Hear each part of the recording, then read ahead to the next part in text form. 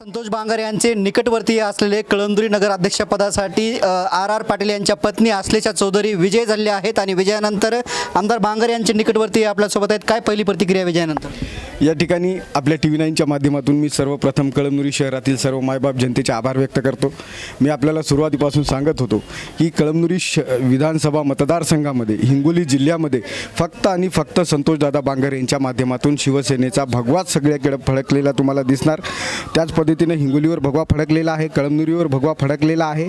मागील 6 वर्षापासून ज्या पद्धतीने संतोषदादा काम करतायत त्या कामाच्या माध्यमातून जनतेने आम्हाला मतदान रूपी आशीर्वाद देऊन विश्वास दाखवलेला आहे. त्याबद्दल मी सर्वांचे आभार व्यक्त करतो. खरं तर प्रचार अत्यंत टोकाला गेला होता. तुम्हाला हिनवलं होतं बांगरांचे PA म्हणून, आता तुम्ही निवडून आलात. मी त्याही वेळी तुम्हाला सांगितलं होतं, मी PAच्या अगोदर आमदार संतोषदादा बांगर यांचा मावळा आहे. 2009 पासून मी त्यांच्यासोबत काम करत आलेलो आहे आणि एक PA म्हणून, एक त्यांचा घरचा सहकारी म्हणून मी त्यांच्यासोबत काम करत होतो.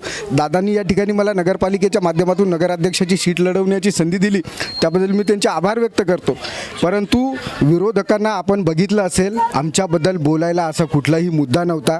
त्यांच्याकडे शहराच्या विकासाचं कुठलंही हे नव्हतं.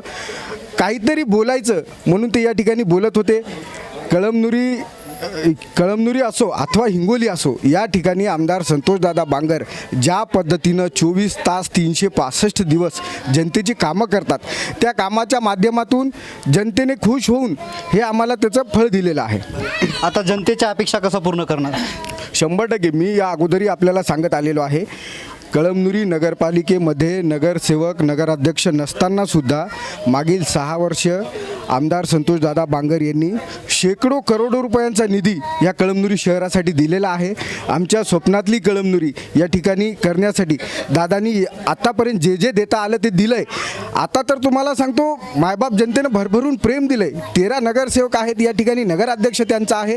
कळमनुरी शहराचा चेहरा मोहरा बदलण्याचं काम आमच्या माध्यमातून झाल्याशिवाय राहणार नाही, एवढं मी तुम्हाला सांगतो.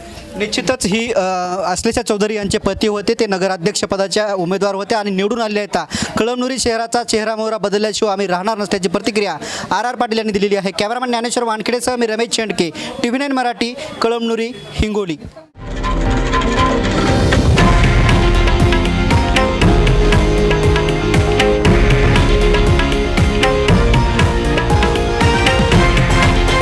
हे आहे देशातील नंबर 1 न्यूज नेटवर्क आणि आपण पाहत आहात TV9 मराठी, एकमेव.